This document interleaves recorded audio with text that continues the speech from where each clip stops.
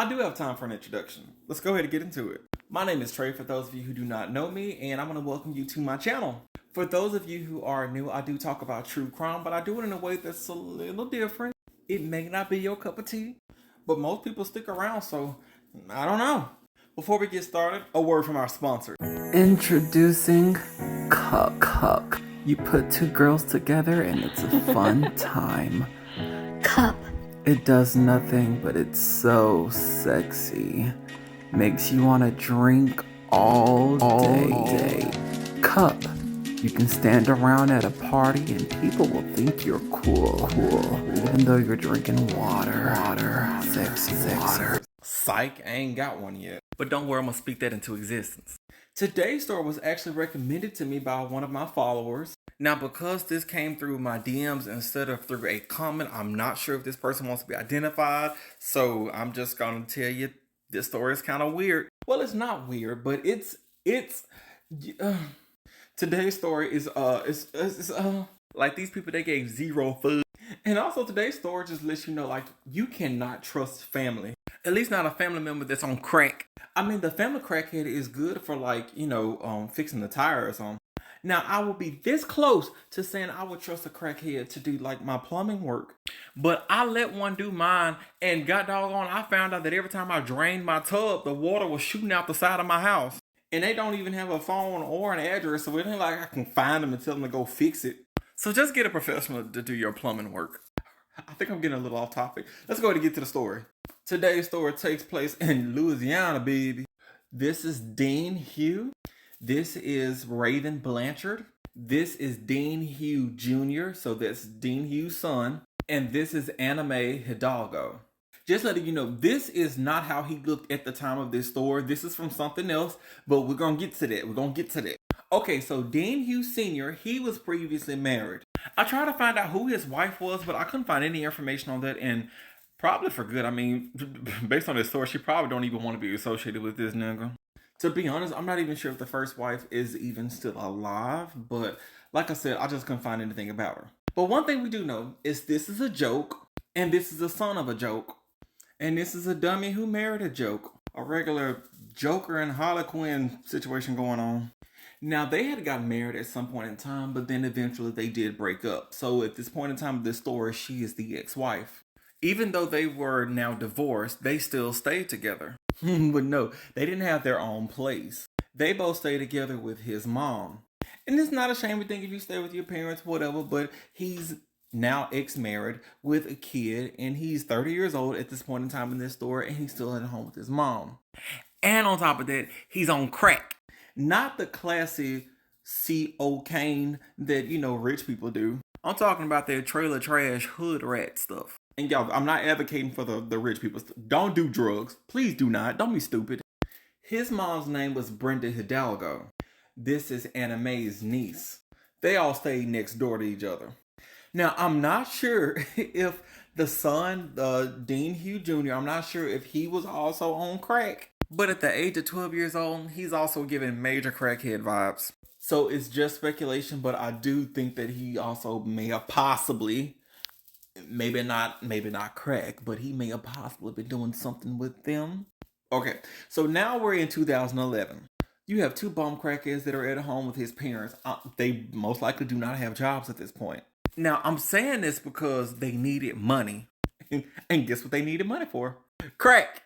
Yeah, I'm not even making this up. They wanted some crack money, but, get a job? Hell no.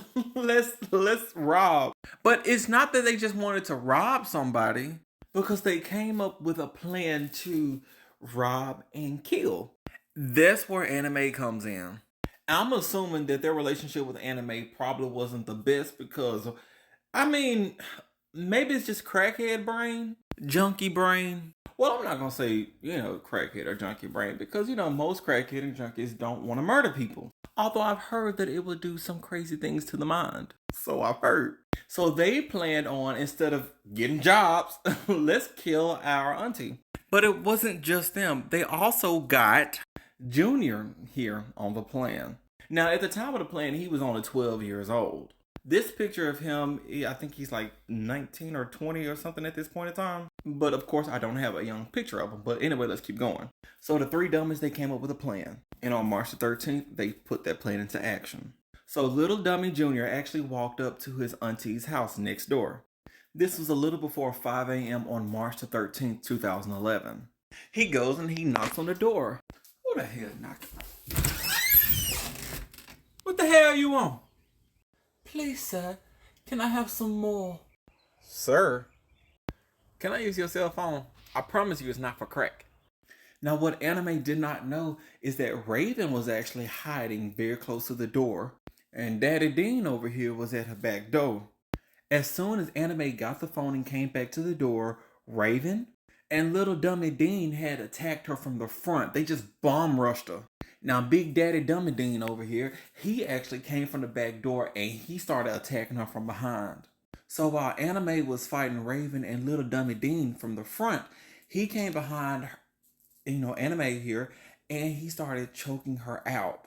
Now, my girl Anime, she's a fighter. So she's swinging on these hoes.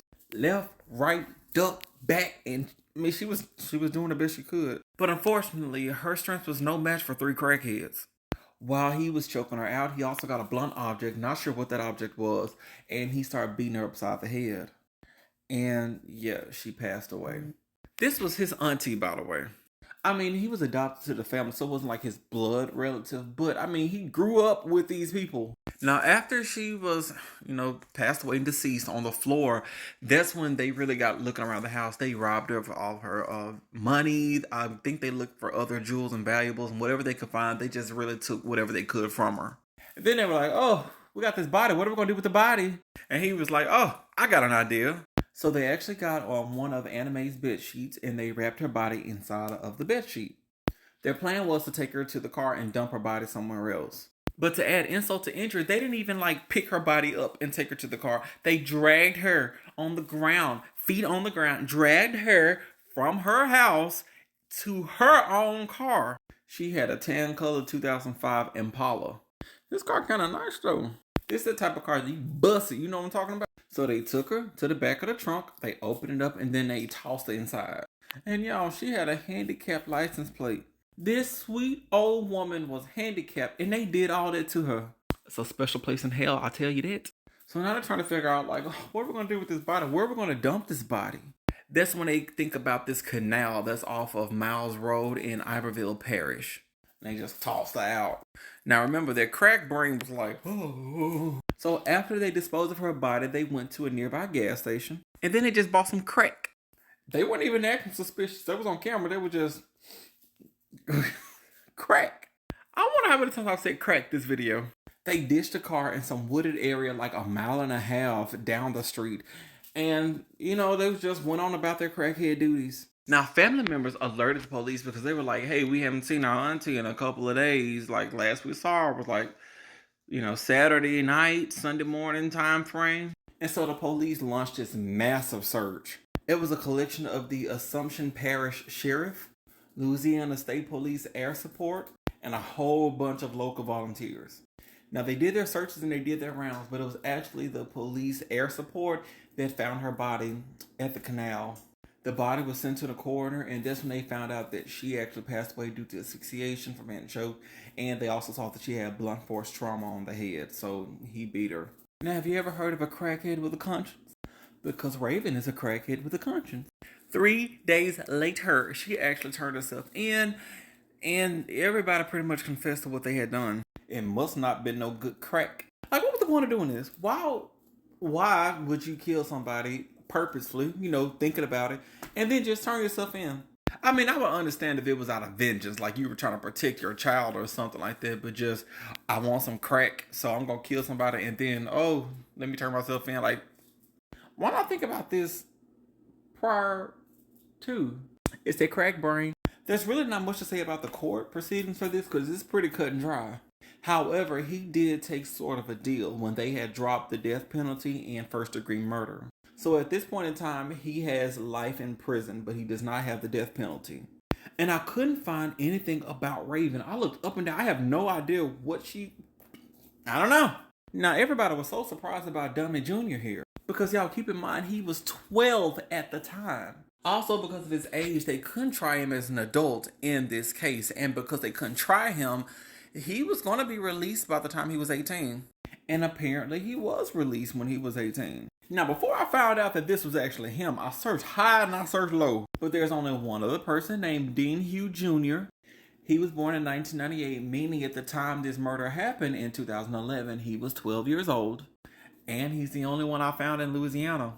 And at this point in time, this man has kind of a record. So I'm about 99.999% positive this is the son. And this is also another reason why this picture is him. He's like 20 years old or something around that age. Because his troubles did not stop when he got out of prison. No! I mean, look at the examples that he had growing up. September the 12th, 2018. He was, I think, 19 at the time. He was at this place called the Assumption Parish, which I believe is like a region, not an actual like building. I hope so. In either case, he came around some people that they call the infirmed, which the infirmed are anybody that could be old, sickly, they could be paraplegic. It's just anybody who's infirmed. You know, you get it. Now, something set this man off, and he just went in and he started swinging, beat up 2 people, and then he took off.